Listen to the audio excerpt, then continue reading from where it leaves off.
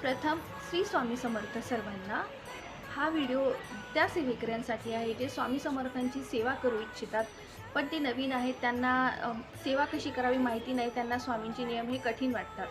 तर जर तुम्हाला नित्यसेवा करायची असेल तर आपण सकाळ संध्याकाळ जो स्वयंपाक करतो त्यातून स्वामींना दररोज नैवेद्य दाखवायचा आहे, सकाळ किंवा संध्याकाळ तुम्हाला ज्यावेळी शक्य होईल त्यावेळी.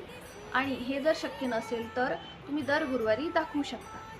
आणि दररोज सकाळी तुम्हाला किंवा संध्याकाळी 11 माळी ह्या करायच्या आहे. आणि 11 माळी शक्य नसतील तर तुम्ही दररोज एक माळासुद्धा करू शकता.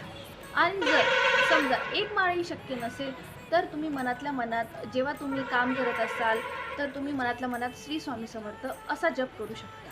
फक्त तो जप जो आहे तो मनातून करायचा आहे, अंतर्मनातून करायचा आहे, मनाच्या गाभाऱ्यातून करायचा आहे. कारण मनातून केलेली सेवा ही स्वामींना लवकर पडते, स्वामी लवकर स्वीकारतात.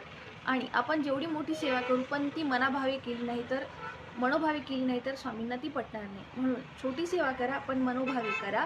श्री स्वामी.